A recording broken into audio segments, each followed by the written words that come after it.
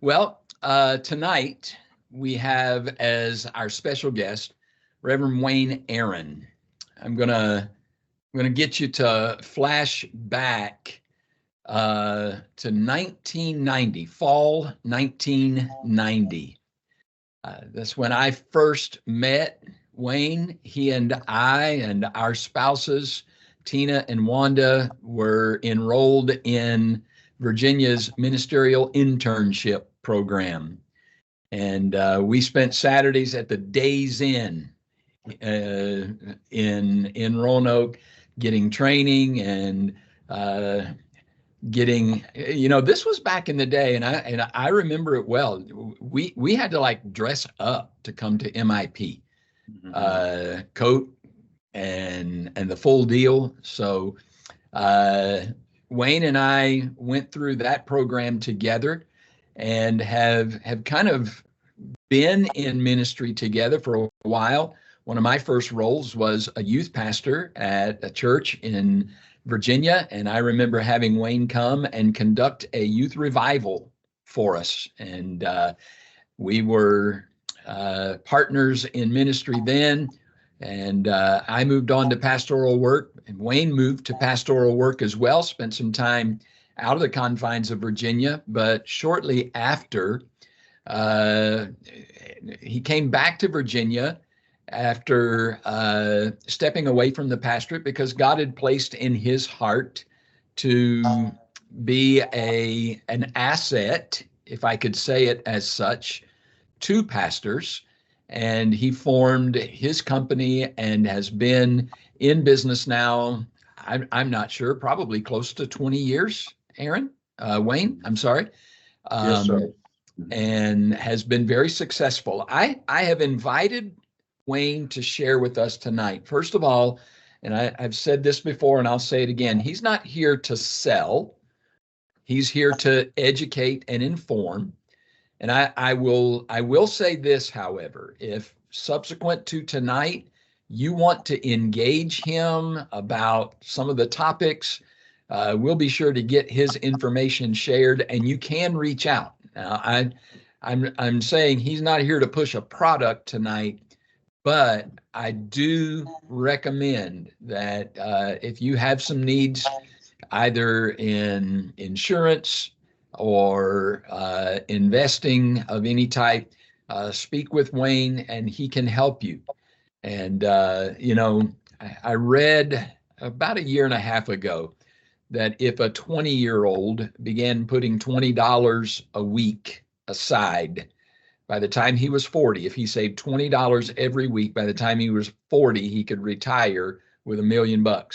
That sounds really simple, but yet it's so hard. And so tonight, it's my honor and my privilege to welcome Wayne and allow him to share. He's also got a colleague of his that is joining us, so we're thankful for them.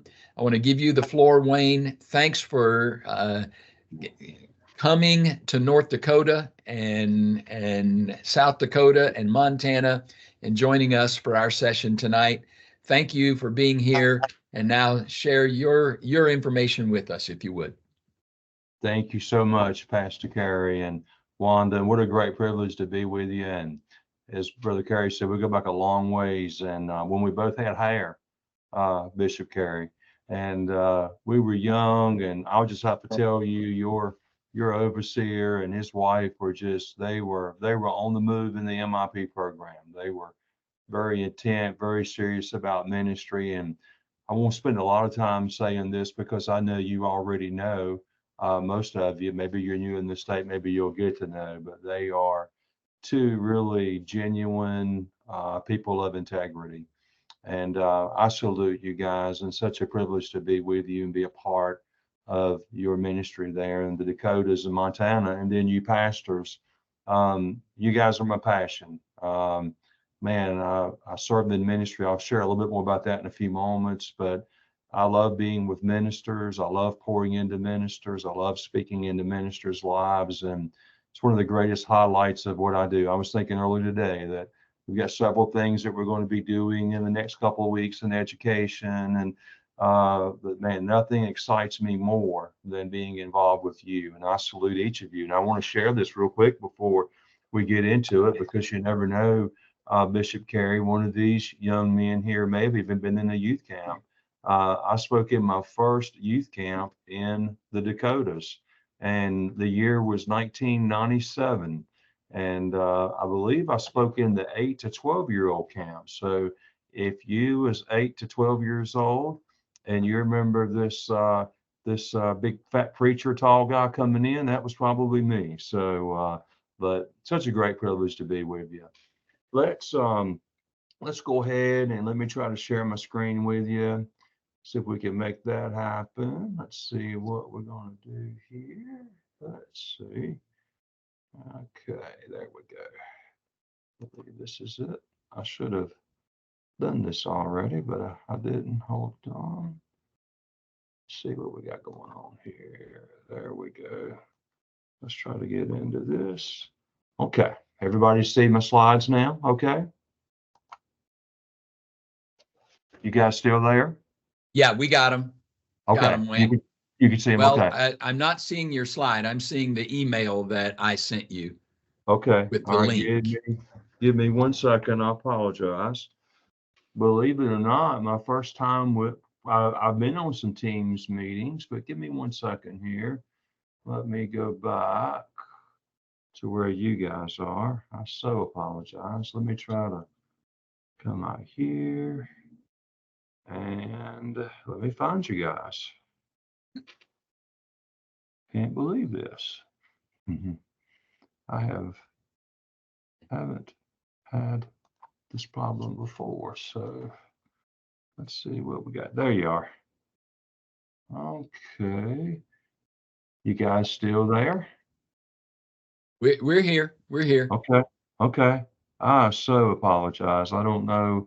I have been, let's try this.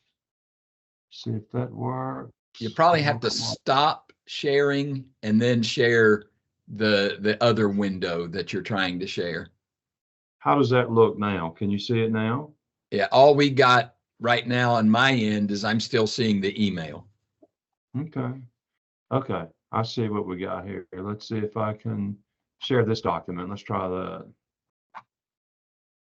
Share.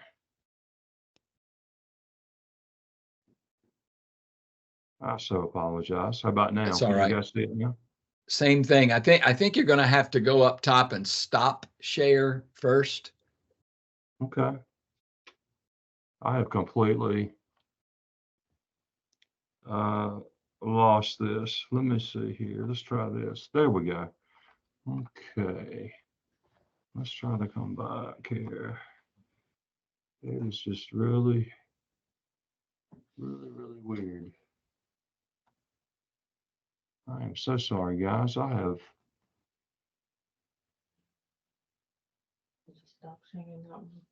Yeah, I stopped sharing, but I can't find you guys now. Let's try it here, here. There we go. Okay. All right. So And I'm still seeing the screen you originally. All right, now it's gone. Okay, let's try this again. My apologies. Screen, window, or tab. Choose what you want to share. You want to share a window. Okay, there we go. I was in a meeting earlier, and for some reason, entire screen, it's just not giving me the opportunity to. Is it like a PowerPoint, Wayne? It is, yes, sir. If you want to text or email it to me, I'll share it. Okay, let's try that. That is so weird. Let's see. Okay. It is not letting me share it, is it, Tina? So, try it one more time. Let's see what happens if I do this. If this doesn't work. Now you shared us. Now I got you guys. All right, well, let's try this. Now my PowerPoint is gone. Let me see if I can find my PowerPoint. Okay, there we go.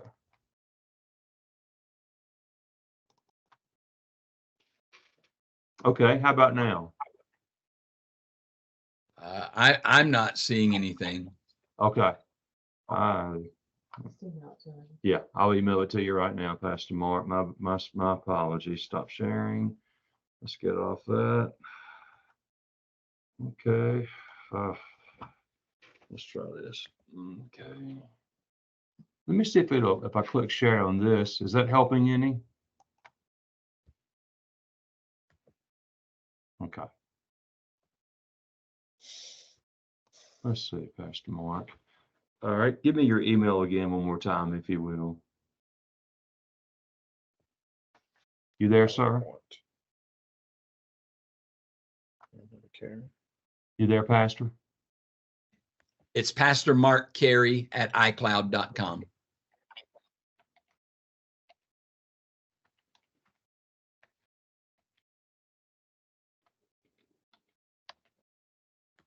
Okay. I just sent you the link can't be sent because at least one recipient isn't valid. All right, let's try this. Let me unshare again. Let's get off this. Let's get off this. All right. You guys still there? Yeah. Okay. Let's come over here. I'm not sharing anymore. So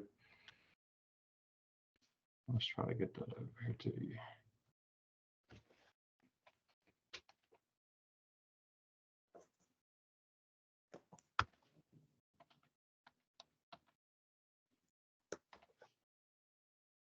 Okay.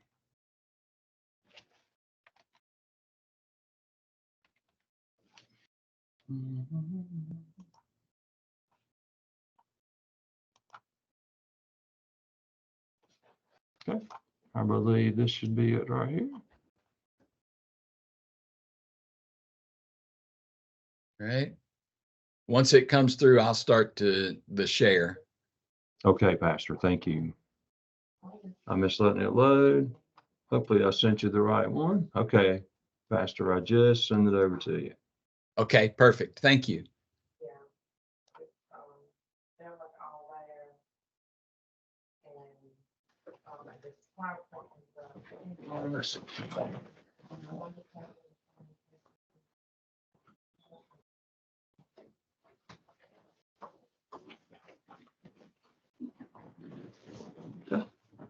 Let me know if you get it, Pastor.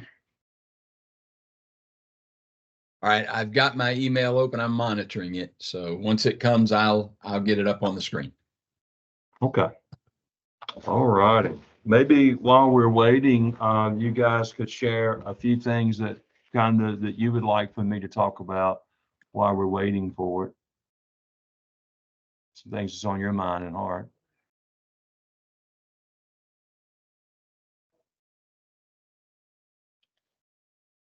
I so apologize, guys. I have never had this problem before.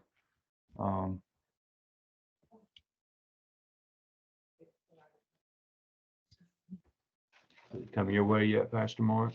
Not that I've seen. Okay. Probably a large file. Yeah, it may take a few moments. Yeah. I should But have if you- had mine. I should have had my, is she on the phone? Just wait. Okay. I've got my admin here. Let me see if we can figure it out.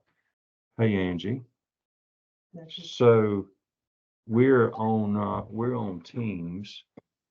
And you know much about Teams? I know. Okay, so for some reason it's not letting me. I know, that's what I was thinking too. But for some reason it won't let me do Chrome. I know why, because it's because it's Microsoft. I hadn't thought about that. That's what it is. Let's try this. Let me try this. Okay.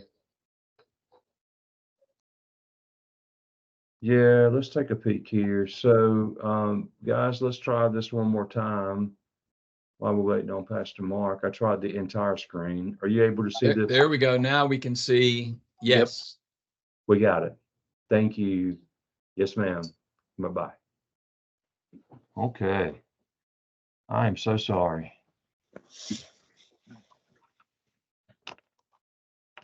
Okay. Everybody there? Everybody can see good? Yep. Okay. So we want to spend some time tonight, and looks like some quick time tonight. Just kind of sharing with you about 5 keys to ministerial financial health. 5 keys. And the question is, I want to just take a moment and share with you why I do this, why this is a big passion of mine, why I feel God has called me to do this, and why we share. When we think about ministry, we know that none of us chose the ministry. The ministry chose us. And I'm sure every man, every woman, youngster that's listening, and God has called you to the ministry, I know that you know that. And my journey into the ministry, I really didn't have any choice at all. And the reason why is when my mother was 9 months pregnant with me, my dad was called to the ministry. And so my dad was a Baptist minister, and I was born into a minister's home. He planted a church during the Vietnam era, and God gave him just great fruit. And from the time I was born till I was 16 years old, I was a PK. I was a pastor's child. I don't even know if you knew that or not, Pastor Mark, but I was a pastor's child. And when I was 16 years old, unfortunately, my father had a moral failure to take place in his life. And we share that he's alive, and I'm so thankful for the grace of God. I'm thankful that my family didn't break up. I'm thankful for a lot of great stuff through that. So, but during that time, when that happened, we were ministers. That's all my dad ever did was preach. That's all he ever knew was preach, being a pastor, being a minister. He had really committed himself to it. And we went through one of the most severest financial hardships that I'd ever seen in my life. I mean, it was pretty bad. We probably would have been homeless if it hadn't have been for a few people, friends that helped. I could go on and on about that, and I never will forget it. My dad began to sell stuff on the street, and things that stores could use, and he was in a bar, and they passed a plate for him in a bar. And we become very bitter against the church, against the ministry. And I had an awakening with Christ in 1989, and the Lord just radically changed my life. And I accepted the call into the ministry and began to follow the Lord. And I thought to myself, I'm a man of God. God has called me. I know I'm going to be okay. I'm not going to worry about the things of the past. But unfortunately, I kind of took the same approach to ministry and finance as my father did. And then in 2007, it wasn't a moral failure, but we needed to leave the ministry. We were burnt out. We were tired.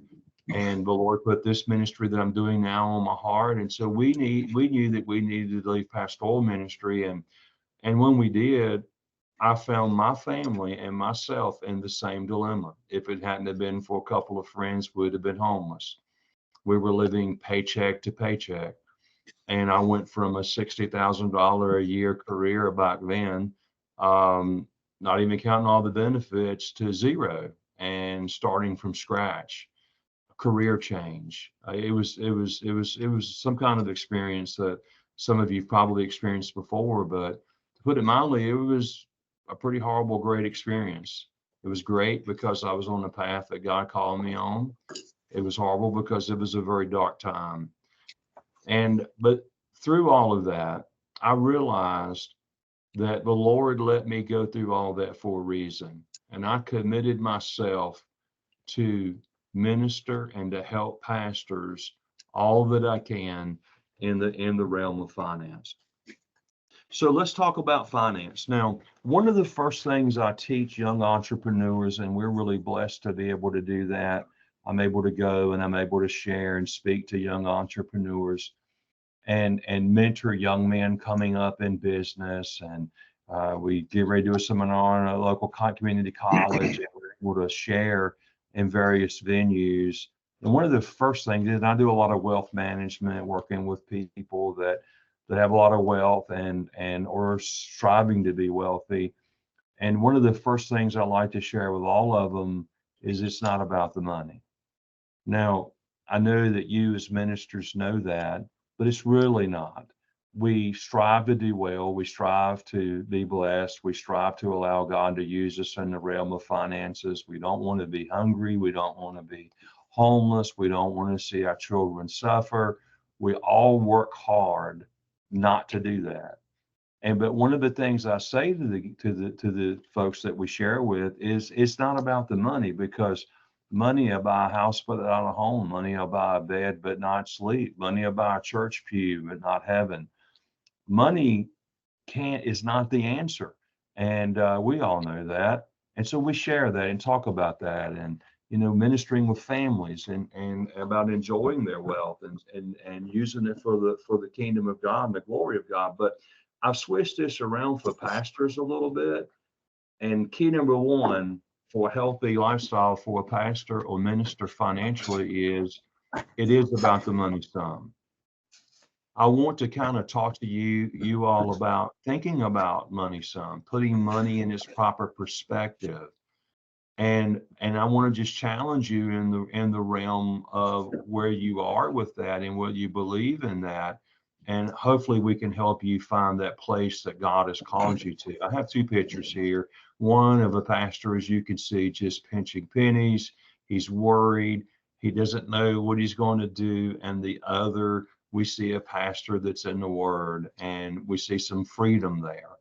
That's what I want to see. I want to talk to you guys and gals about about money as far as being a tool for freedom in ministry. There's one thing that I've learned. I have learned that if you show me a pastor's checkbook, within 3 years, I will show you the church's checkbook. Can the bishop say amen? It's true. I've discovered it myself. When I was living paycheck to paycheck, my church that I was pastoring was barely getting by on barely get by street. But the moment I get my finances in order, I found that the church's finances began to get in order.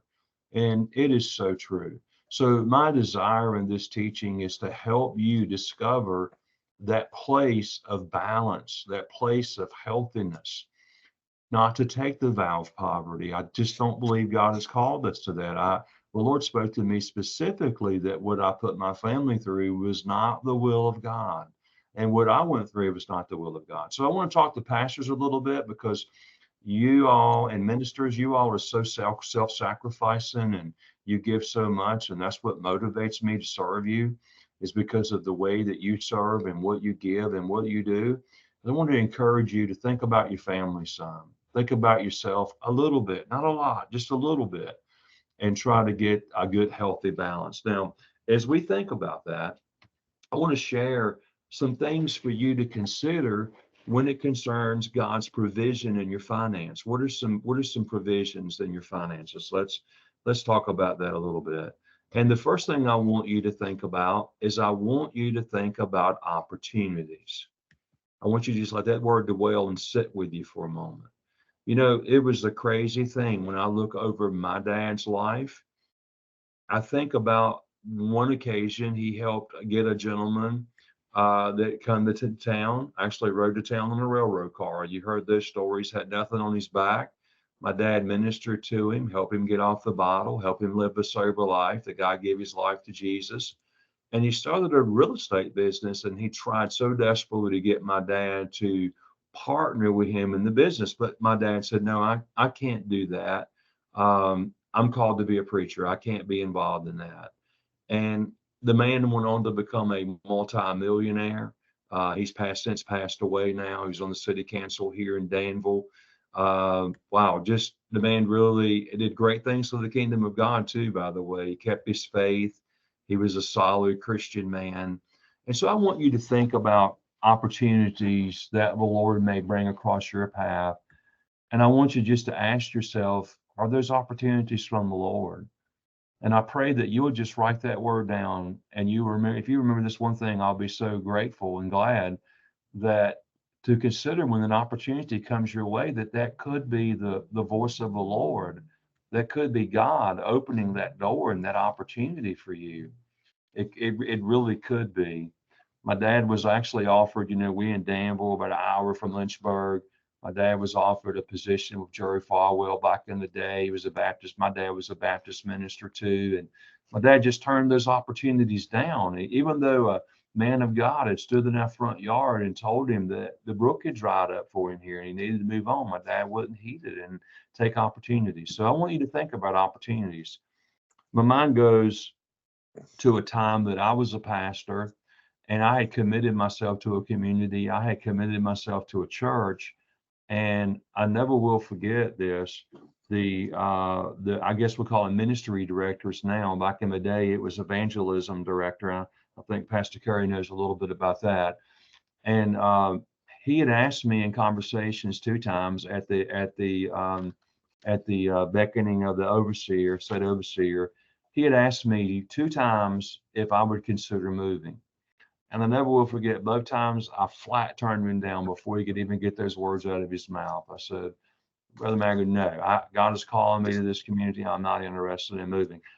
I was a district overseer at that time as well. And I was on a call with him taking care of some district business. And I never will forget, at the very end of that phone call, he asked me, he said, now, Wayne, he said, I know I've asked you 2 times already. He said, but I want to ask you one more time. We've got some things here in Ohio that we need some help with. Would you consider moving? And I got ready. I said, no. And before I could get no all the way out of my mouth, I had a check in my spirit. And I told him, I said, Brother Maggard, I will pray about this. And he seemed happy with it. I prayed about it, and God spoke to me in a way at that point in time in my life like he never had before. And we went to a place and experienced 2.5 years of revival. Our church doubled in size. It was just crazy. So I shared all that to say this: please consider opportunities. Ask yourself, at least take time to pray about it. Is this God's will for my life?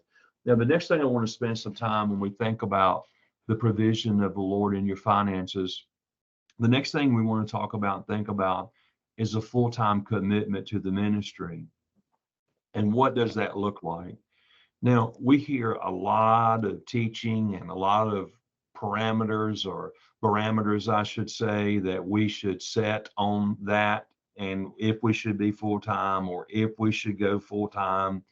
One that I like, this is a very difficult subject too, because God deals with every one of us differently, and he speaks to us differently, and what's good for you may not be good for me, and my philosophy may not work where you are, and your philosophy may not work where I am. And so we have to be careful when we set these kinds of limits. But I heard one person say, 150 people, that's the mark that you need to be full-time. Now, I kind of like that mark. I would say around 100 or so, at least be open. But what does full-time commitment look like? I want to tell you what I believe that it doesn't look like. I don't think it looks like putting your family in jeopardy unless God really speaks to you that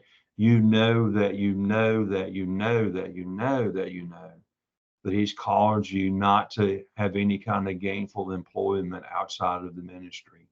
And there are situations where it's like that. So I don't want to discourage you from that.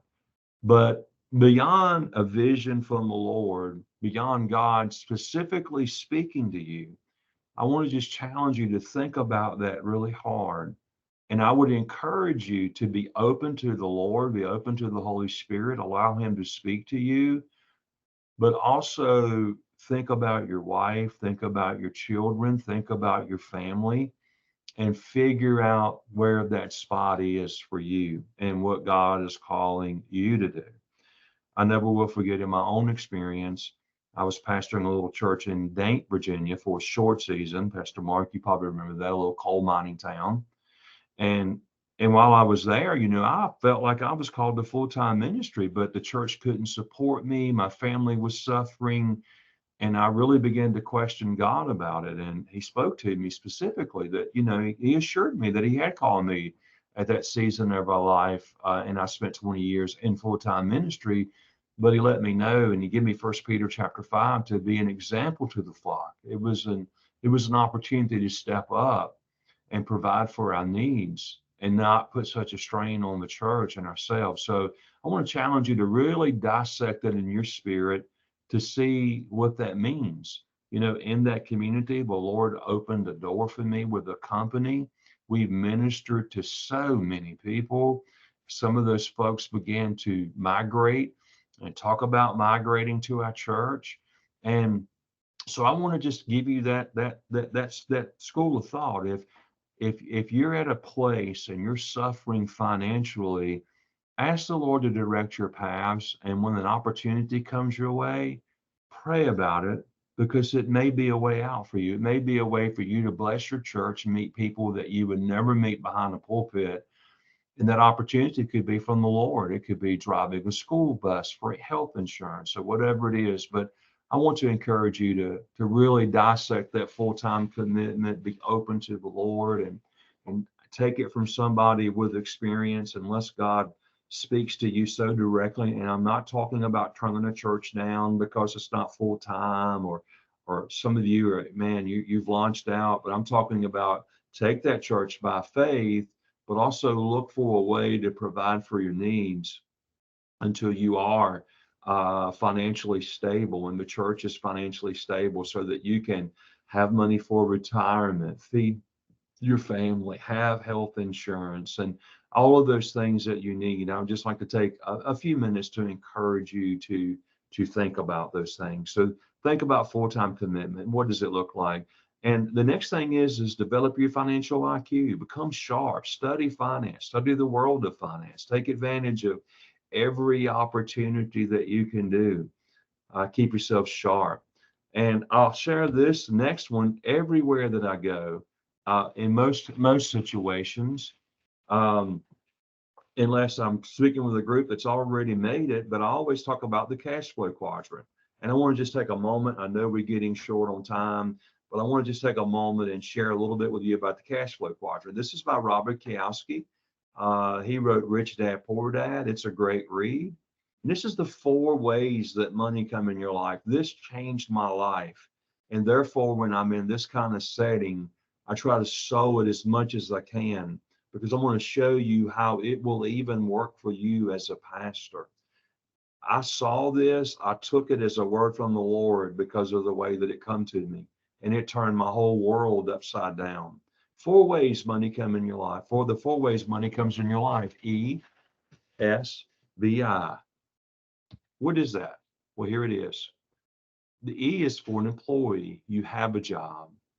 S is self-employed. You own a job. B is business owner, you own a system. I is investor. That is the 4 ways that money comes into your life. Should I say it this way? That's the 4 ways that earned income comes in your life. Now, I know you pastors don't pay the lottery, right? But maybe one of your family members plays the lottery and they give you $1 million. That's a gift. But these are the 4 ways that you earn money. But here's the thing. I want you to see there's a left side and there's a right side. And I want you to understand that the only way that you will ever have true financial freedom is if you have money coming from the right side. You have to do it. You can work both sides of the quadrant. I never will forget, many years ago, I pastored a guy, and he worked at a gas company, and he was a W-2 employee. So he was on the left side of the quadrant, but he saved money and began to buy rental homes. He got on the right side of the quadrant.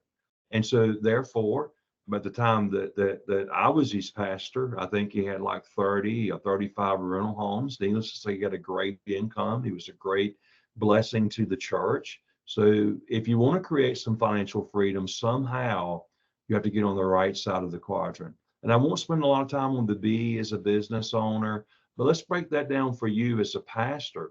So unfortunately now, pastors, most of the time, because of the beloved IRS, they give us things and they take things away too, right? But now most pastors are W-2 employees. So as you know, you won't really create financial freedom, but find a way to get to the right side of that quadrant and pray about it, talk to the Lord about it, let him speak to you.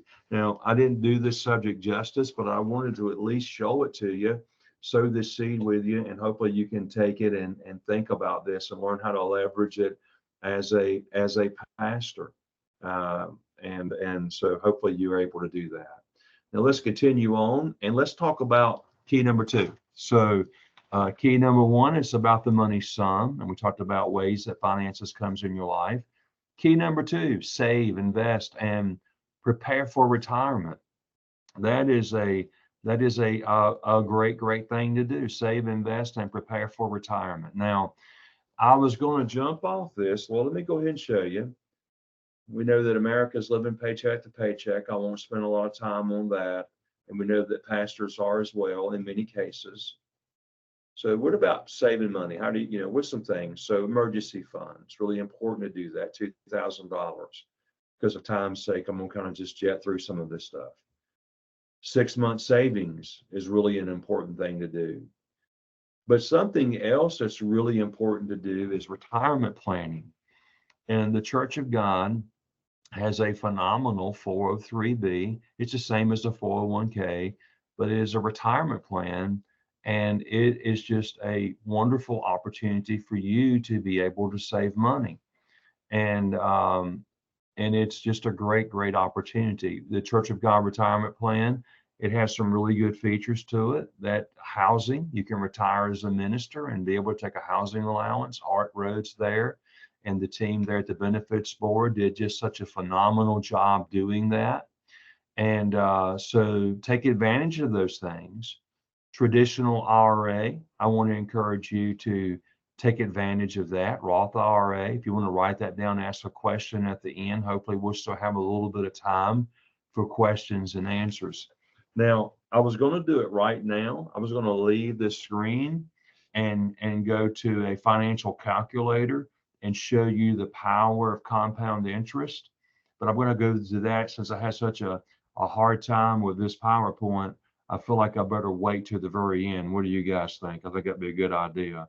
So we'll come and we'll show you a little bit of how this works and the power of investing with compound interest, how you can make that work for you where you are. I'm tempted to give it a try, but under the circumstances, I think we'll wait to the very end. So this will make sense. I'm going to come back to this. I want you to look at this S&P 500 chart. This would really make sense if I had showed you the financial calculator like I'm going to do, but I just want you to remember that this is the S&P 500. It's a 90-year historical chart. And if you'll look, you probably can't see my mouse, but you'll see way back here at the beginning above the 250, you can see where the line starts. And then you see it went up a little bit. Then there's this big drop. That's the Great Depression. There's some things there. I'm going to assume right before 1950, if you'll see that great big drop, I'm assuming that's probably World War II. So as you see, the world has been volatile. It's been through a lot of stuff. We'll move on over and we'll get to 2000, right above that gray line, 2000. You'll see the 2000, the .com drop. And then if you go over from there, you can see the Great Recession, the 2008 drop. And wow, you can kind of see where that drop was to history. He was able to go back 50, 60 years in buying prices. And then as you can see on up here, it's a little small drop actually, which was COVID. So you can see that. But the point I want to make with this chart, and it's really going to make a lot of sense with you when I spend some time with a financial calculator showing you the power of retirement. The thing I want you to see is if you look at this chart, what is it doing? It's moving up. And if you Google what the average return of the S&P 500 is, you'll find that over a 90-year period, it's been 9 and 10%. Now think about that, 9 and 10%. And I'll spend some time with you kind of dissecting this a little bit more toward the end of our session to make it make sense. Do we have any feedback? We'll pause just for a moment here and take a little feedback, and then we will continue on. Please feel free to unmute yourself. Maybe if you think of questions too, you can also, I'm sure the chat box is on, you can ask it and Brother Carey will let me know and we'll answer. But any feedback so far?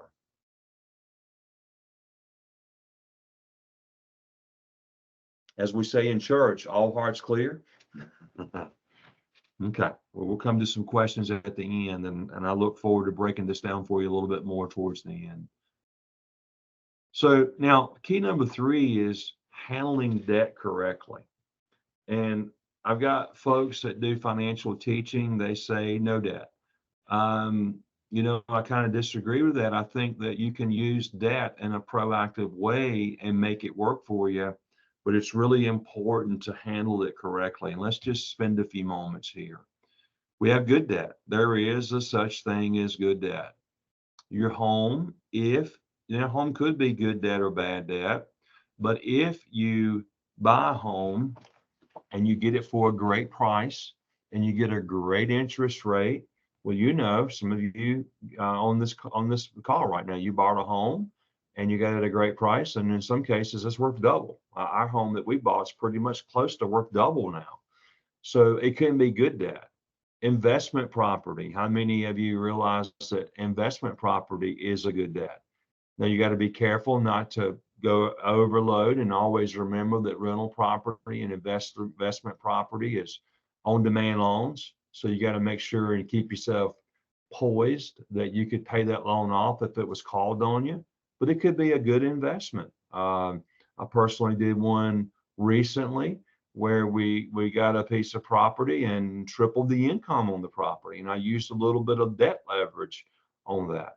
Sometimes a car can be good debt. Now, again, I have folks, wonderful people who teach in the financial ministry, and I really respect them and respect what they do and what they teach.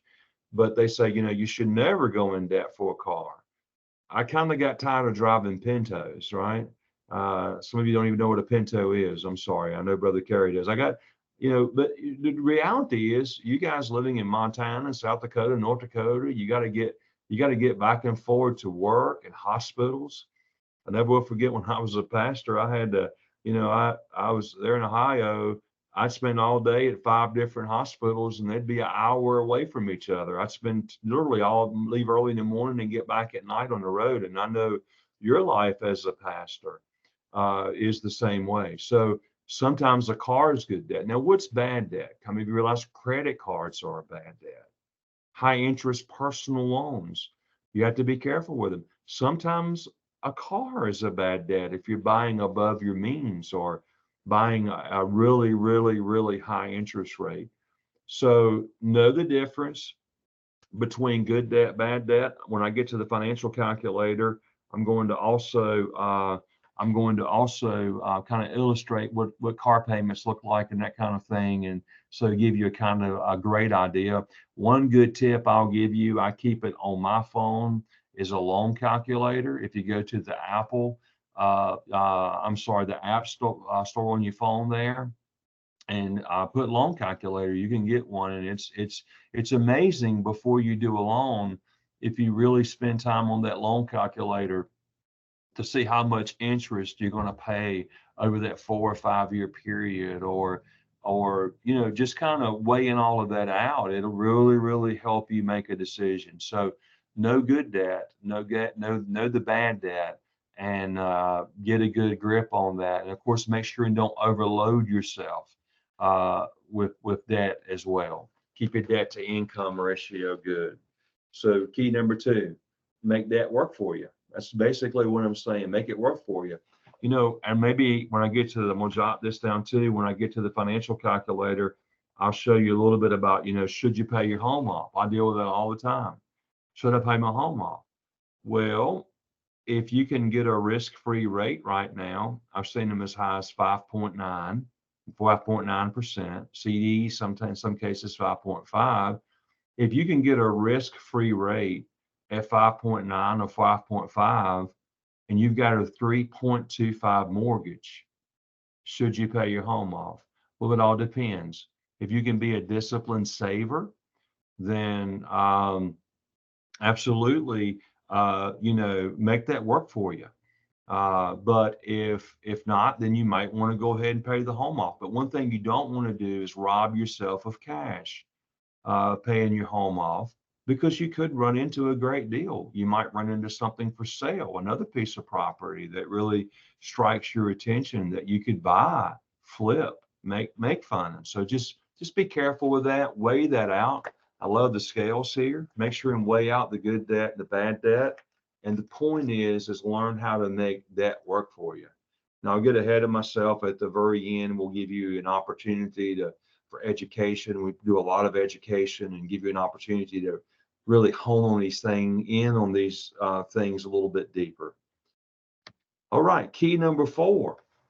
How many of you realize it's very important to protect the assets? So you build the assets with investing, and I'll cover that more again in a few moments.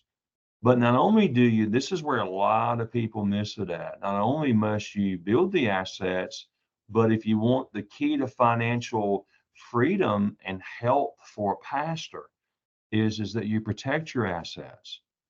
And one of the things that I always do when I go places to speak in a lot of situations is I talk about insurance and I talk about the priority.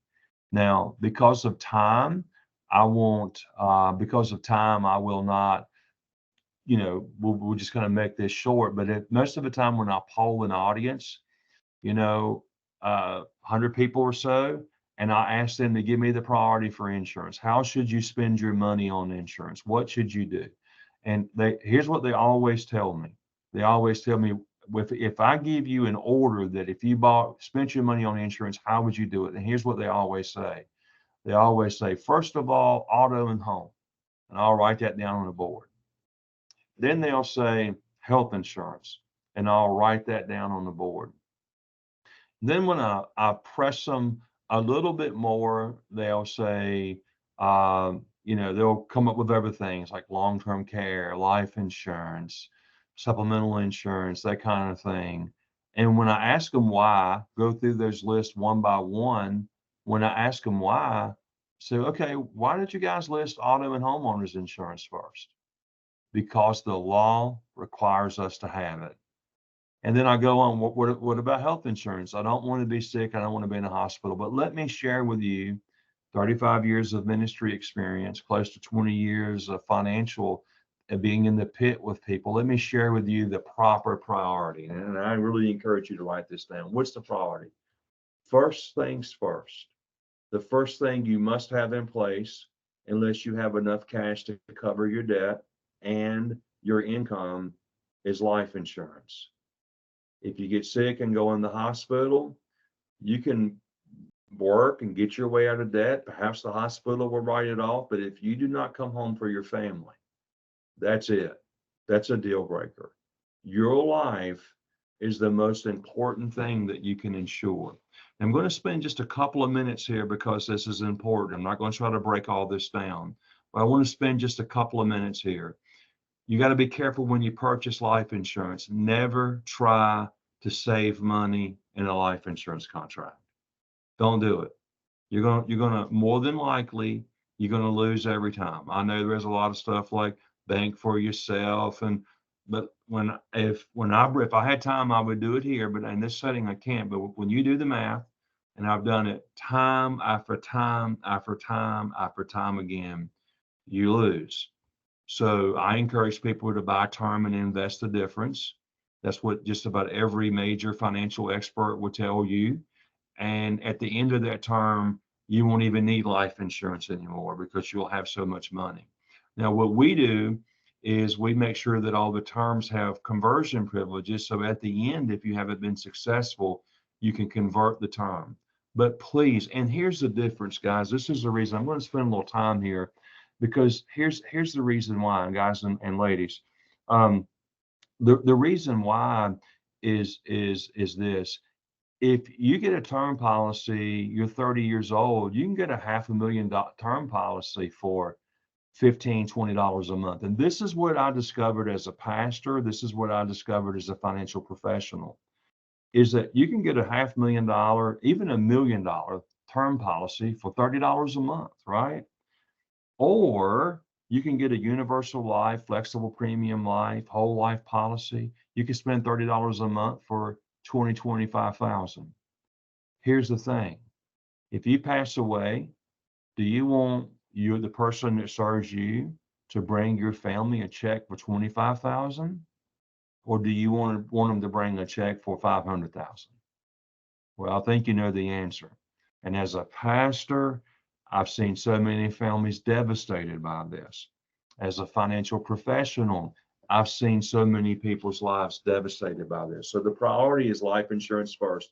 I never will forget, I share with you guys, we started this company out of poverty, came here and we felt called to the financial world. And Bishop Carey remembers when I first started. And I didn't have money to do hardly anything at all, but I made sure I paid my life insurance. And you want to know why? I had experienced poverty and I didn't want my family to experience it in my absence.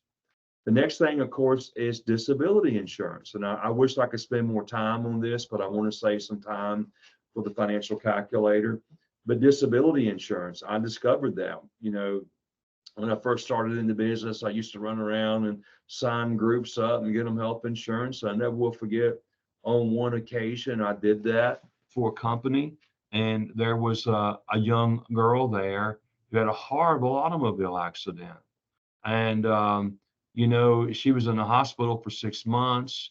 It was terrible. And about 8, 9 months in, she called me crying one day and she said, I've been let go. I don't have any health insurance now, and I don't know what I'm going to do. I'm in this medical emergency. And boy, I thought to myself, I really learned that. So disability insurance is really, really important. And long term is so important to take you to the age of retirement. I wished I could spend time on this, more on this, but perhaps at another time. Health insurance, of course, is a very important thing that we must all have. And pastors, please, I want to encourage you to really prioritize this for your family. All of these things, but please do that. Please reach out at the very end. We're going to give you some information and give you the opportunity to reach out to us. We help people. Pastor Carey will tell you, we help people for free. We don't care. We love you guys. We want to make sure there's so many programs available that we are aware of, but there's no reason for any of you not to have health insurance. So please prioritize that for your lives. The next thing, of course, is property, auto, home, and business. And, you got to have that auto because it is the law. Now, I'm going to share a nugget with you about this. I want to be careful not to get too deep into this, but be careful how you trade your auto and home right now. As you guys can see, the rates are skyrocketing, and time won't allow me to tell you why. But there's some important things that you must know, and I want to share with you real quick. Is you make sure that you have, I recommend liability limits of 250, 500, 250. But at the very minimum, make sure you have 100, 300, 100. What I actually recommend is 250, 500, 250. And I recommend $1 million blanket coverage. And here's the reason why I use this example often. If you're riding in the road and you hit a Cadillac, a doctor driving a Cadillac Escalade, that's 80,000 for the car, for the vehicle, 80 to 100 now. The doctor's out of work. That's another, say, 250 for half a year. These folks are making money, right? And then you have his medical bills for another 250. That's like $750,000 claim. And I see this all of the time. If you're riding around with state minimums, guess what's going to happen? They're going to sue you, and your insurance company is going to write the check for the state minimum, or 100, 300, 100, and you're going to get stuck with a bill. So please, please, please make sure you have that. And perhaps in another setting, we could get into that a little bit deeper, because there is just so much there. So the priority, protect your assets. Now, I want to just, of course, long-term care, and I won't spend a lot of time there. That's a very important thing. But for time's sake, I do want to kind of keep us going here. Key number 5, and this is so important. I want to really encourage you, listen to God. Number 1, I'm going to say this: pray about your finances. I don't know why, but as ministers, we pray for everyone else, but we forget to pray about our finances. Pray about your finances and then listen to God. The Bible says in the book of James, we have not because we ask not. And I want some of you to think about a testimony that you prayed about a financial need in your life and that God met it. I remember one, we was living paycheck to paycheck. Actually both of my daughter's teeth were going in crooked. Now you may not believe in this. We didn't have enough money to buy braces. And my wife prayed for our children's teeth to straighten, and they straightened, and neither one of my daughters has ever had braces. But God wants to answer those prayers, but he also wants to maybe give you wisdom about revenue streams, something that you could do that wouldn't interfere with your ministry to create freedom in your life. I've done ministry both ways. I've done it broke and I've done it free, financially free. And I'm going to tell you, it's a lot funner. We actually have, I'll show you this in a moment, a lot of our employees, and I should say employees, associates, are involved in ministry. And there's one particular young man that works with us. I try to tell him not to do this, but he doesn't listen to me. He pastors his church for free. So you'd be surprised what God can do through you if you just listen. Now, I want to kind of get through these slides real quick because I want to just spend some time going over in closing to go over the financial calculators with you. I want you to see the power of that. And this is us. We have a wonderful, wonderful team of people. They're not all pictured here. This picture's kind of old. We have Thomas on the call with us now. Thomas has been in the ministry for 40 years. Most of the people in this picture is involved in ministry in some kind of way. Second to left there, young man just went into full-time ministry with the church there in Lewisburg, West Virginia. Bethesda, I believe it's called. So they're involved in ministry. It's really, really neat. We have a wonderful team of people. We provide a lot of great services for pastors. And Pastor Mark shared with you that we're not here to sell. We're here to educate, and we are here for you. We love serving pastors. I shared this with Pastor Mark. I asked God that before I took this ministry to churches and leaders and pastors, that God would bless me so hard that I wouldn't care if I ever did a seminar. It wouldn't really matter to me. And you know what? Right when I was getting ready to slow down, I won't retire because I love what I do. But when I was just going to chill, spend a lot of time at the beach, guess what God does? He opens the doors. So we're here for you in these areas that you see on the screen.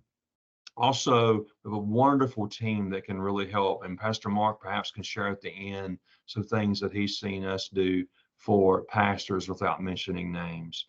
And of course, too, more education. We'd love to have you for more educational events.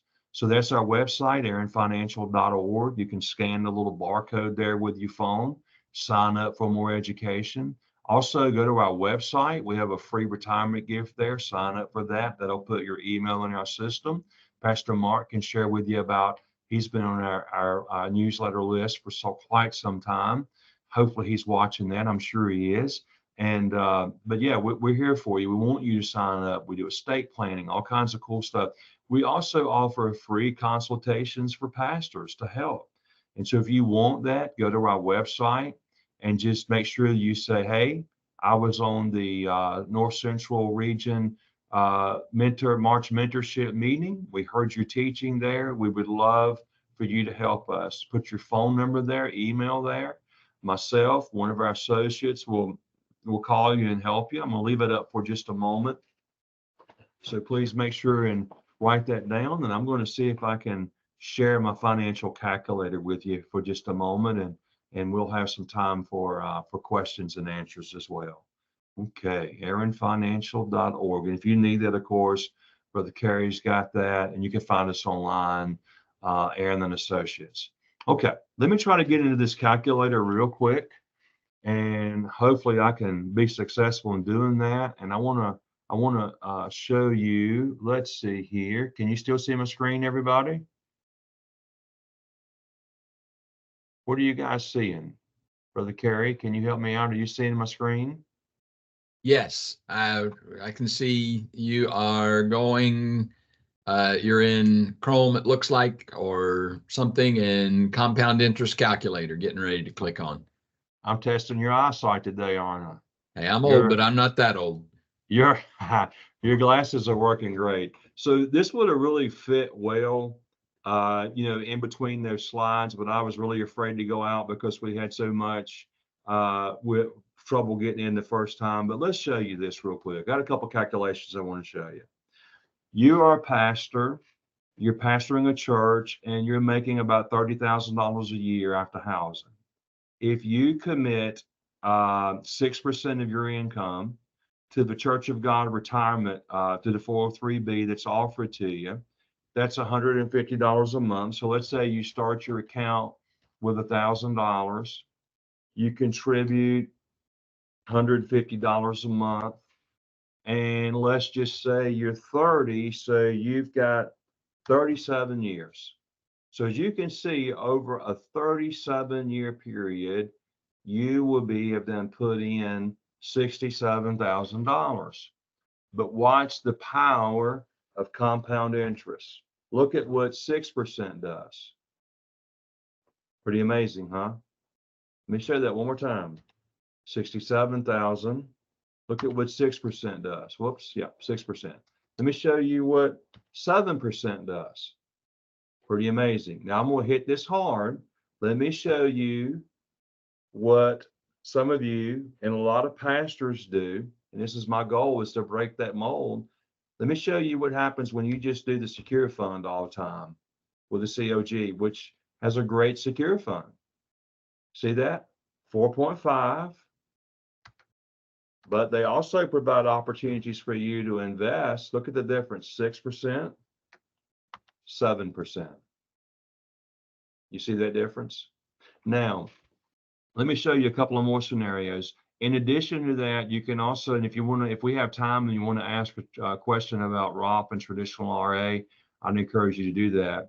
But as a minister, you can contribute to the monthly to the COG, to the retirement, to the 403B. But you also have the right, for you as a husband and wife, to contribute to an IRA, whether it be Roth or traditional. So let's just say you each do another 150 to that.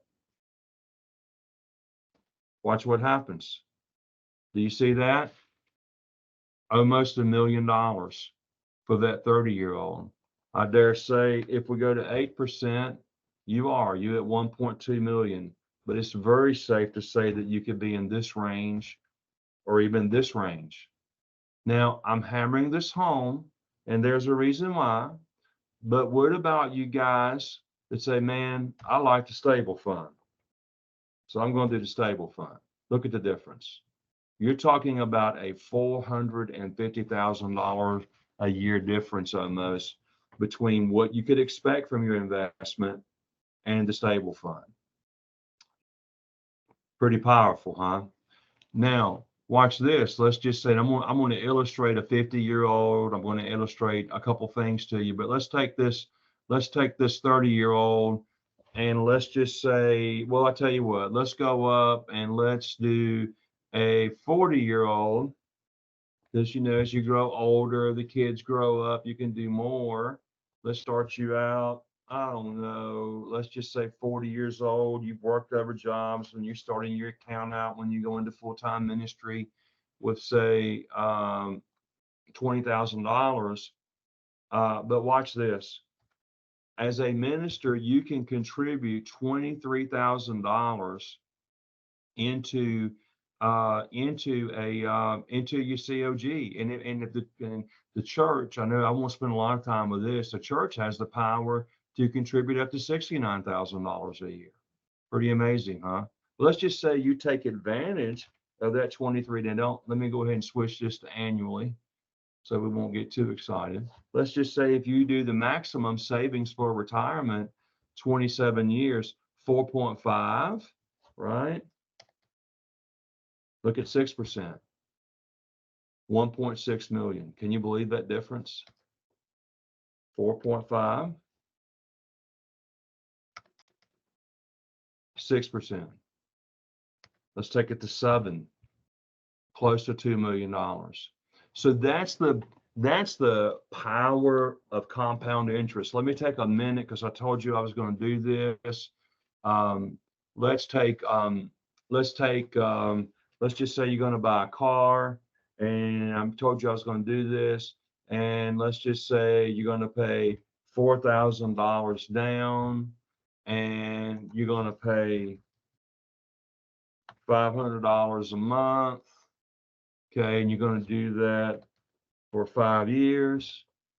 And let's just use that, say 6%, which is a lot higher now. That's $40,000. So if you keep a car, one thing you don't want to do is keep a car payment for life. Watch what a car payment for life looks like. And this is why we talk about good debt, bad debt. Let's look at what a car payment for life looks like, right? Let's take a 40-year-old and let's go keep a car payment for life.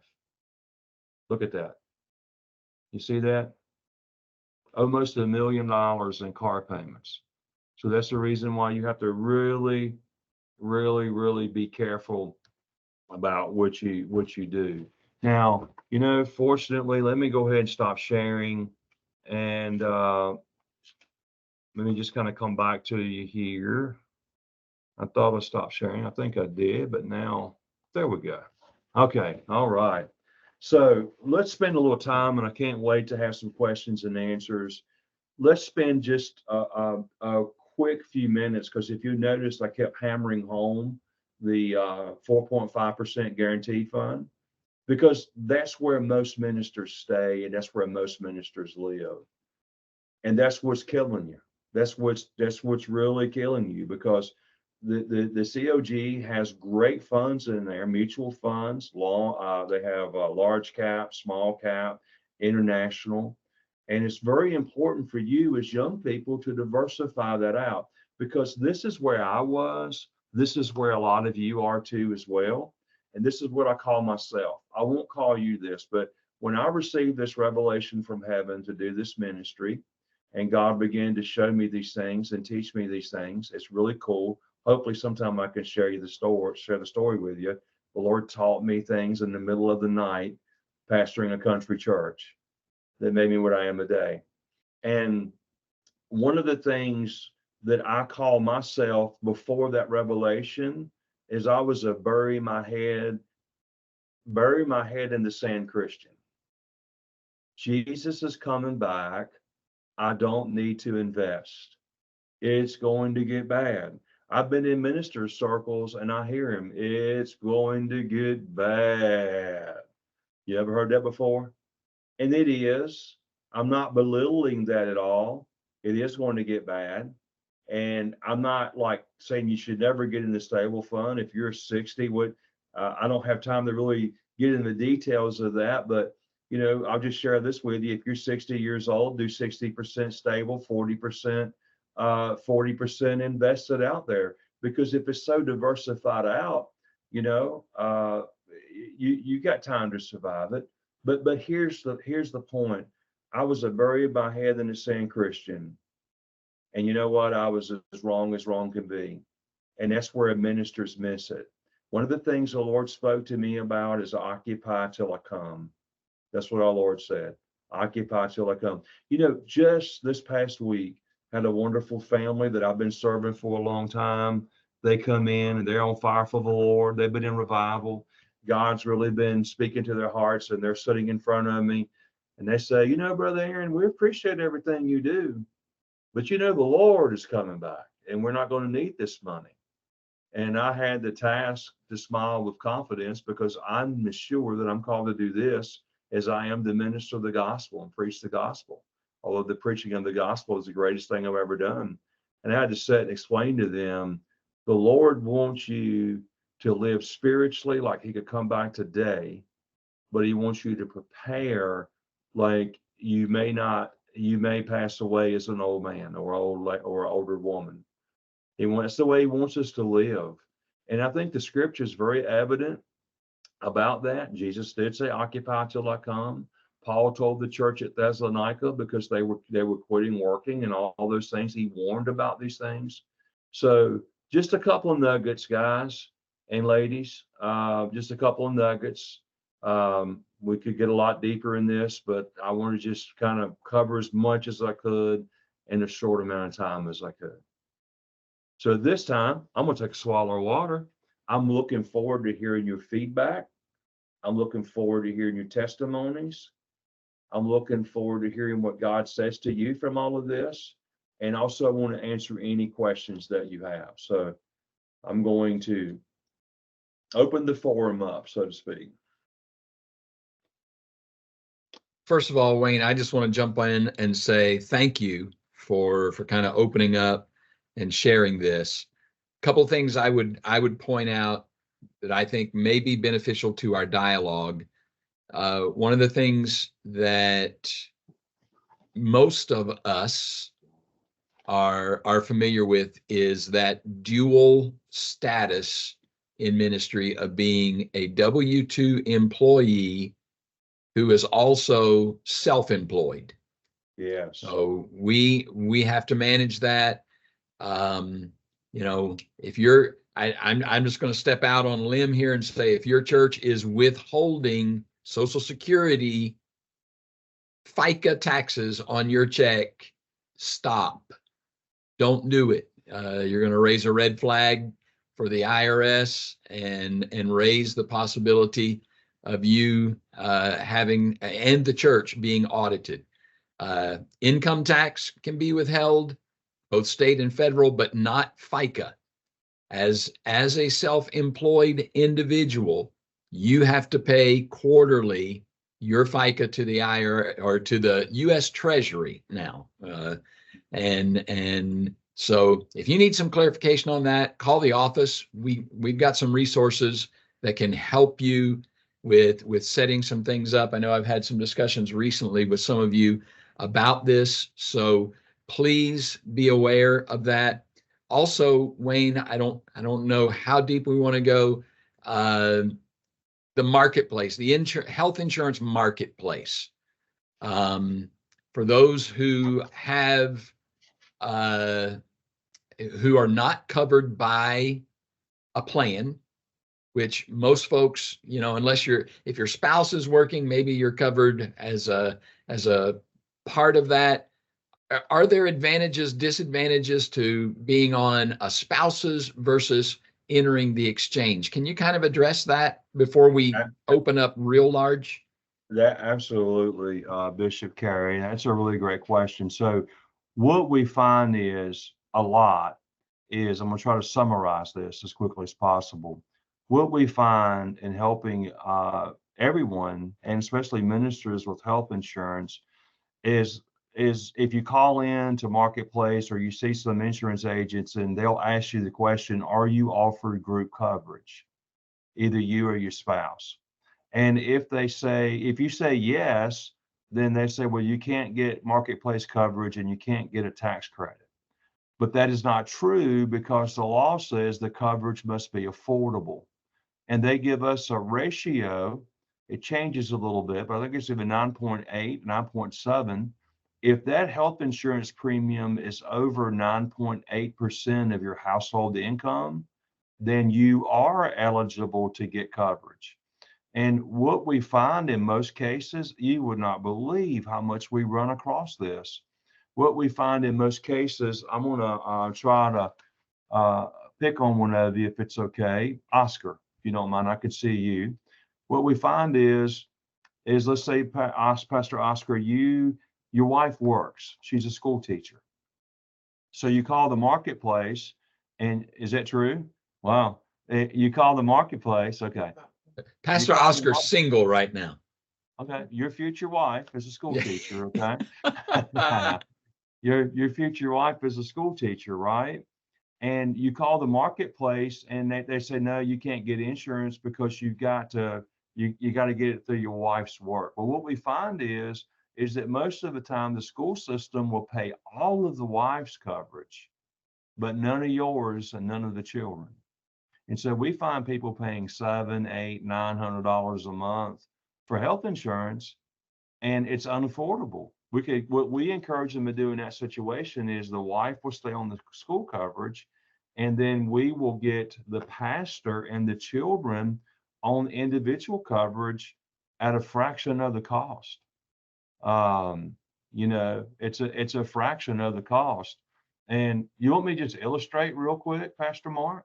Just so we right here, and I have learned how to Please. share. I Yeah. have learned how to share now, right? Let me just kind of illustrate that, what it looks like to you, if I may. Okay. All right. Oscar, since we're picking on you, sir, what is your zip code?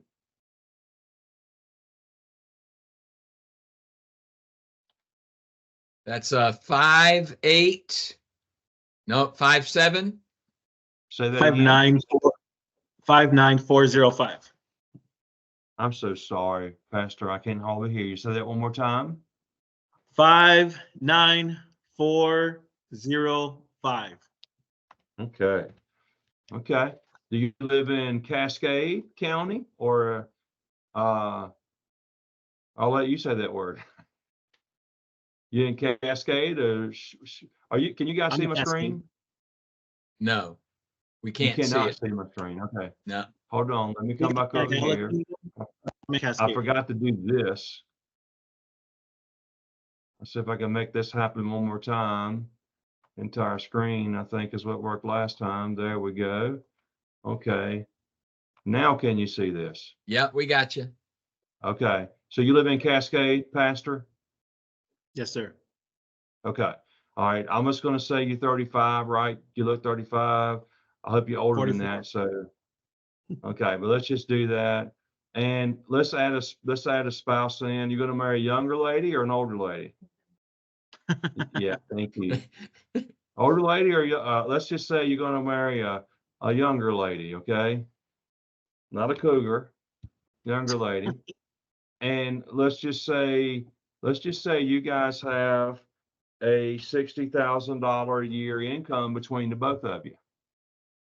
So this is an issue. You get actually a $652 tax credit. And look at there, you got plans, Blue Cross Blue Shield plans that's available. Now that's a high deductible, but $2.04 a month. Go up here and get a little better plan. And watch this. If let's see here, if let me show you what this looks like. So I mean, it's crazy. Say if you're making, because most of you guys, look, housing allowance doesn't count as income.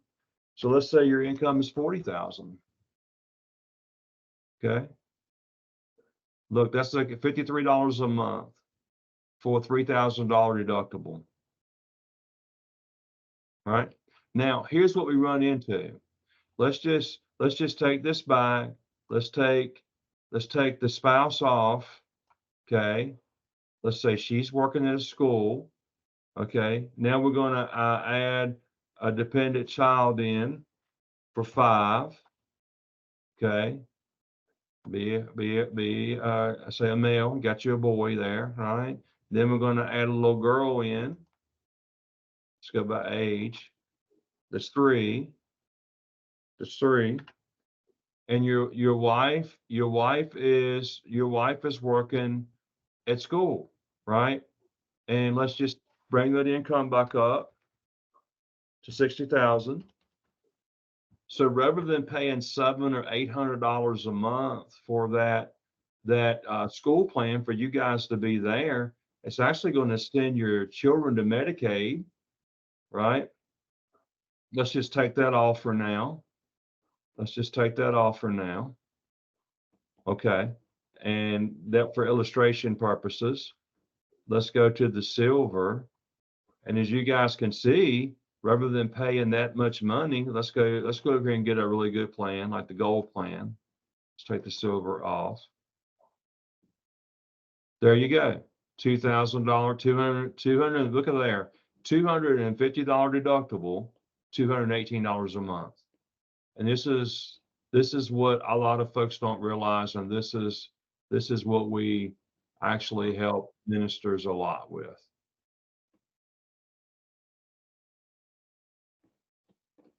Was that good? Thanks. On the health insurance? Yes, thank you, Wayne. I appreciate, because oftentimes the spouse has insurance and if we're not careful, we'll think the best thing is to just jump on that insurance, but there are alternatives. So I've monopolized time. I'm going to be quiet and let some other folks ask questions if they have any.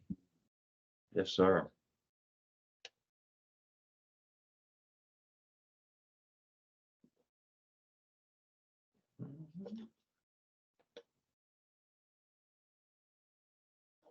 One thing I learned in youth ministry, if you're quiet long enough, somebody will eventually ask a question, right?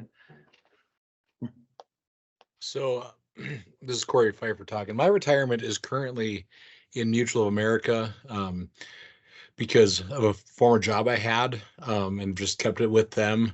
I've been looking at possibly rolling over Church of God wise and that type of thing.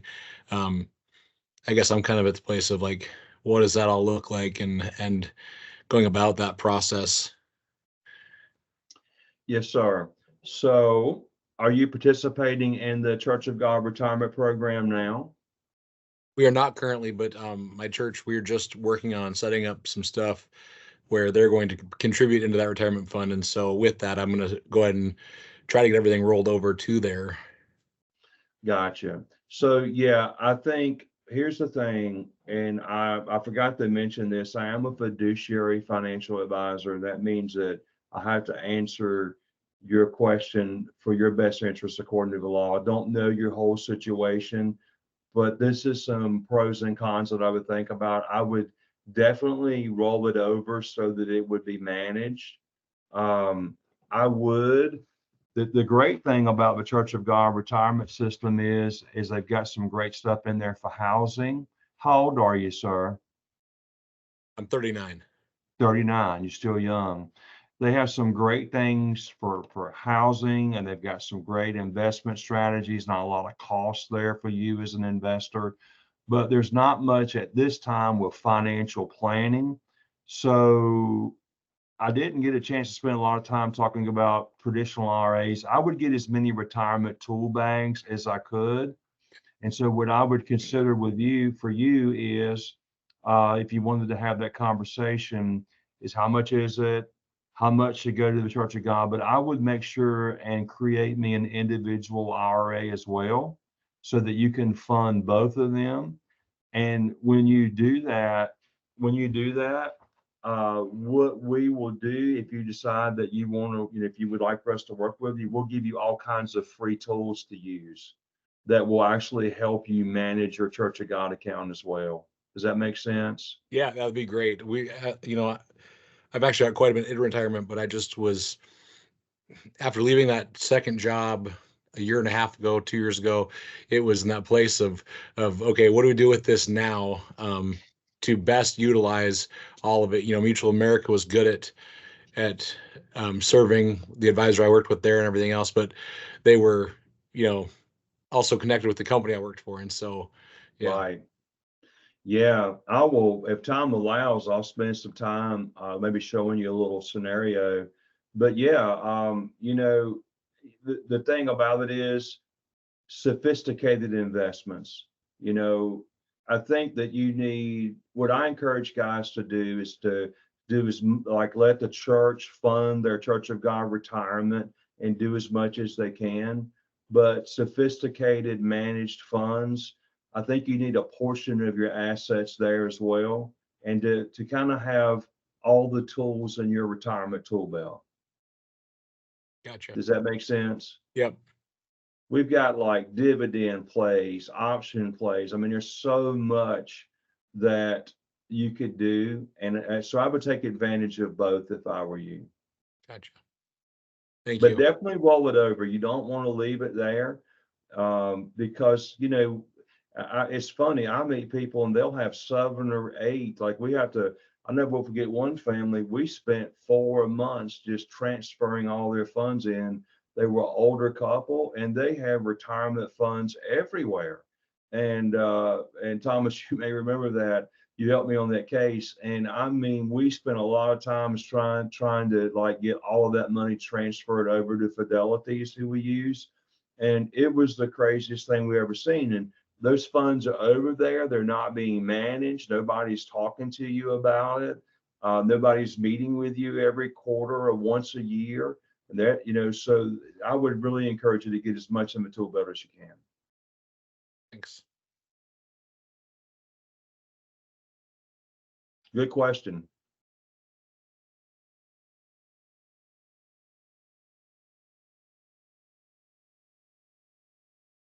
Anyone else?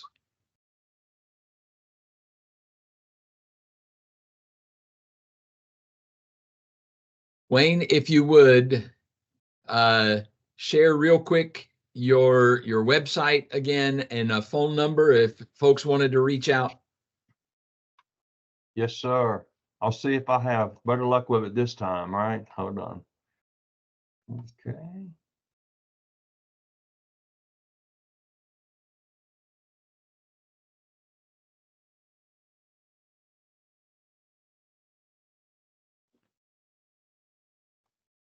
There we go, right there. AaronFinancial.org and 434-836-6800. Yeah, I did. Everybody see that okay? Yep. Thank you, Wayne. Mhm. On behalf of everybody on the call, thanks for taking some time tonight to share with us and educate us. I've learned some things. One of the things that flashed through my mind as you were talking was the principle my father taught me early in life called the rule of 72. Mhm. And no matter what your situation, that rule applies. So if you don't know what I'm talking about, just go to Google and put in rule of 72, and you'll get some quick education. But thank you so much, Wayne, for sharing with us. Again, one more plug that I will make. Wayne not only offers individual services, but he is also able to help in certain circumstances with church liability insurance. Now, he's not licensed presently to write in North Dakota or Montana, but if my memory serves me correctly, he can write in South Dakota. And he may at least be a resource. I encourage you as a pastor to shop your liability insurance. Just because they say brotherhood or church mutual doesn't mean they're your brother or they're friendly to the church. Okay, just keep that in mind. They are in business for business. All right. So for your church liability insurance, it makes sense to shop that around. Now you got to shop line by line. Don't shop just the bottom line. Right? But you got to shop line by line.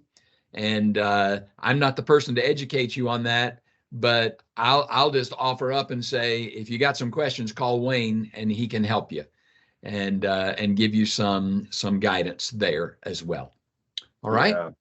Pastor Mark, if I could just say, too, we, as you know, we help people for free. Like, even if you're in Montana and you're in North Dakota, whatever, we actually can be licensed in a click of a button, but the particular company that we're using is not there yet. But here's the thing, we will help you for free.